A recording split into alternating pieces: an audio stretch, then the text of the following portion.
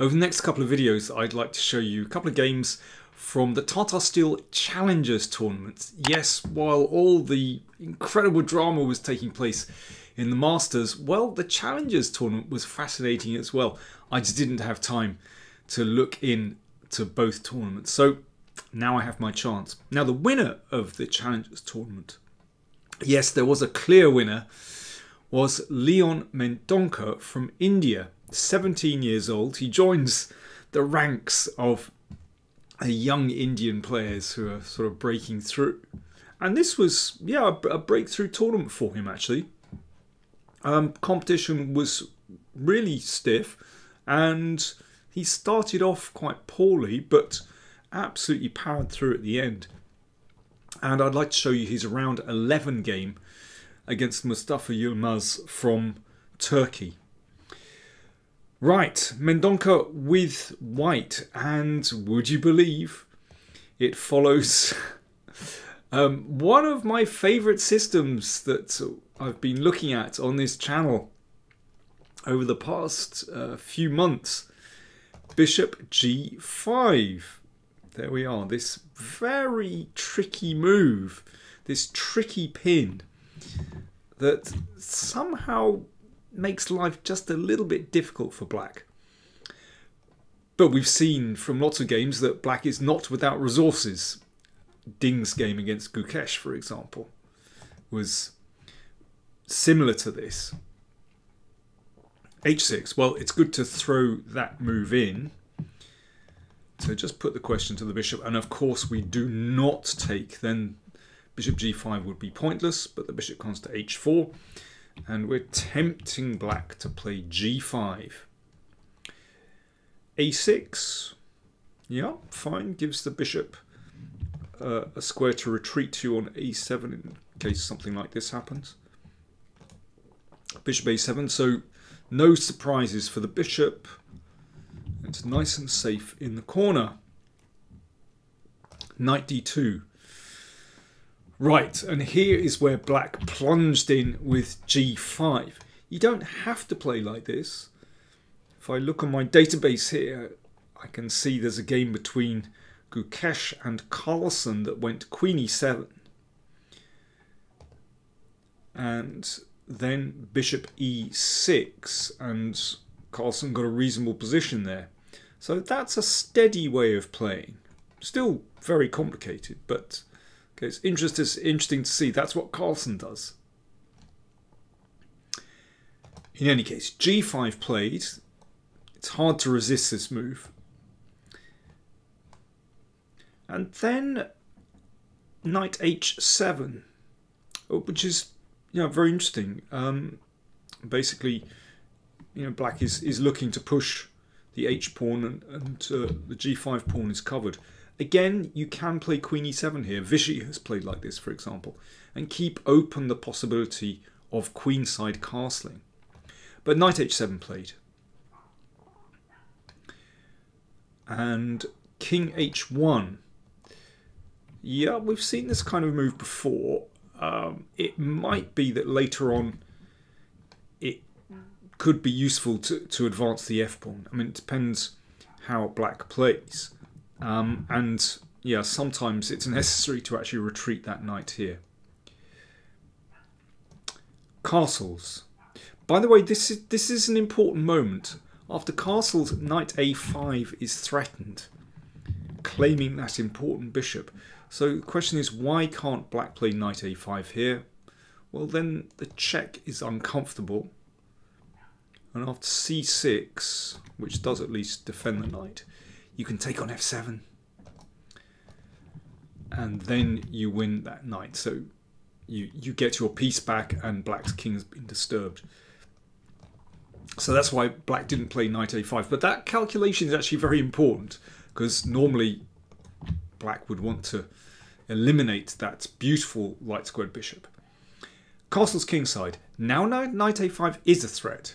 And that's why A4 was played, so that the bishop can always just dive back here. King H8, so black is perhaps looking to use the G file at some point, but also enables F5. and b4. So a little bit of an initiative on the queen side. So here is where black decides to advance with h5. Could have played f5. It's also interesting. I mean, that's got to be exchanged. And then b5. I mean, this is...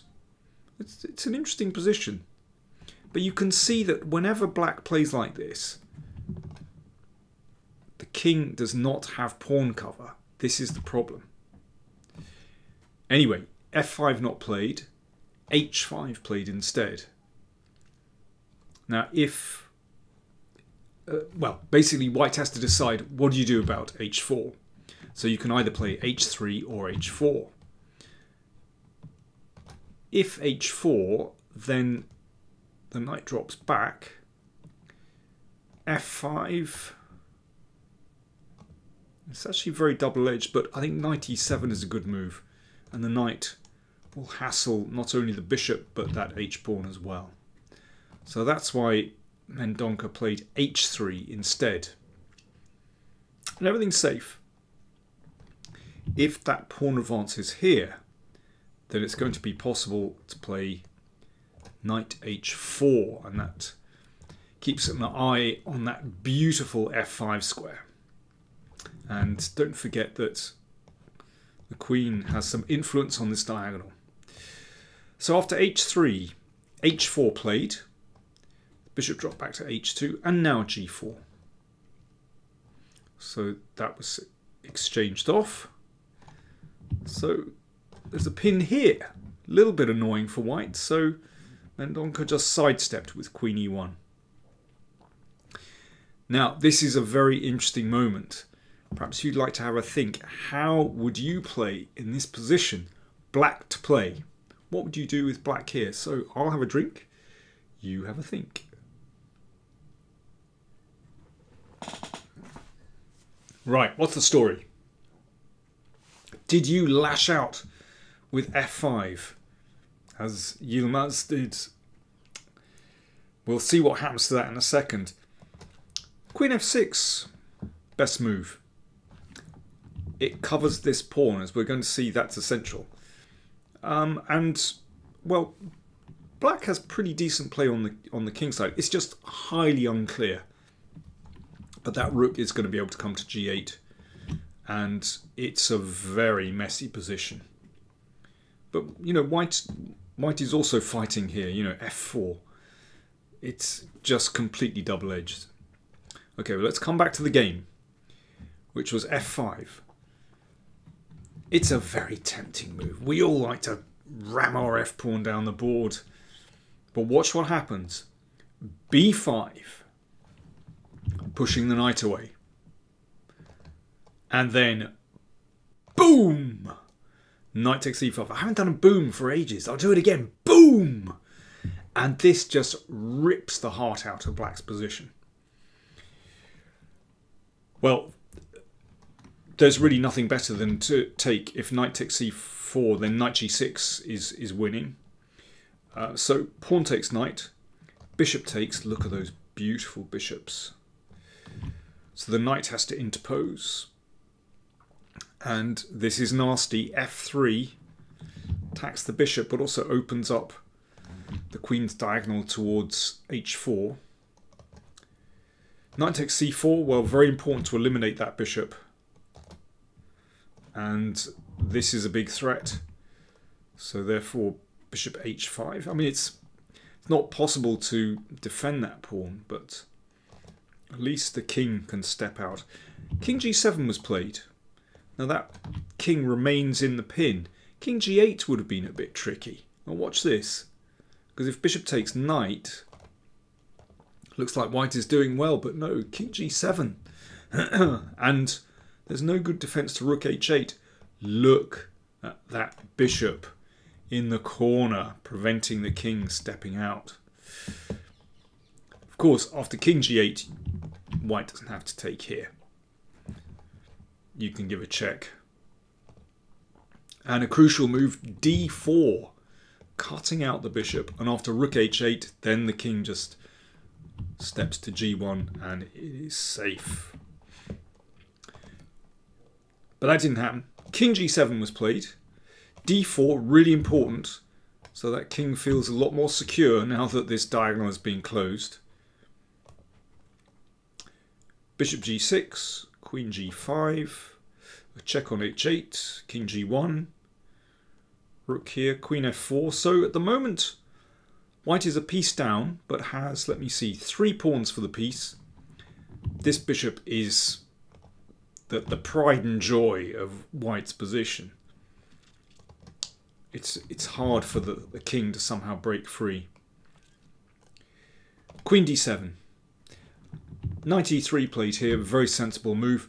My computer liked g4, which is, you know, one of those moves which is very easy for a computer to suggest, but a human might go, wow, I'm not sure I want to expose my king. In fact, it's quite safe. And after the exchange, that just adds to black's misery. And yeah, rook here does nothing. You know, this pawn drops. It's actually winning for white. Knight e3 is also winning, but a much more human move. You want to keep some cover in front of your king, and this knight is spinning around beautifully. c5 played, so that's an attempt to bring this bishop into the game, which could be pretty serious for white if you don't get it right. But actually, knight d5 is just a deadly pin. Well, it just exploits the pin. Rook f8, and now a very sensible move. Let's just cut out any trouble. b6, I'm sure that Mendonca was relieved and delighted to play b6. It just makes life a lot simpler. Bishop dropped back, and after knight takes knight, black resigned. Right, well, why did black resign? Well, first of all, you can see that the queen is attacked. So something has to be done about that, but the knight the knight attacks the rook as well. So what about bishop takes bishop? Well, just pawn takes, and it's just a fork. This knight is going to take one of these pieces, or it might not take. Might not take the rook, actually. I mean, it's a winning position. Rook takes knight. What about that? Well, the rook can be taken with check, and then queen takes bishop, and white is the exchange up, and the king is loose. I mean, as long as you just bring your pieces into play, this is not going to be an issue. The queen can just come back here and collect this one. Or you could play g4 again. Again, that's the computer move. Not concerned about the king, and it is just winning, actually. Again, this can't be taken because it opens up the rook, and the queen covers lots of nice squares down here. White is completely safe, and next turn you take here. Nice game by Mendonca. He had a very good control of the tactics, and took his chance when black faltered in this position. So f5 always looks great, feels great to play f5, but it just exposes the king. And this is the problem. If something goes wrong, then it's absolutely fatal because the king has no cover. So whenever you play with g5 or f5, it might not be bad from an objective standpoint, but it raises the stakes. If it goes wrong, it goes really badly wrong. So great game. I hope you enjoyed that. I hope you enjoyed all my coverage of the Tata Steel event. It was really fantastic, and I'm still processing all these games. So I'm going to show you another game from the Challengers tournament in the next video. Thanks for watching.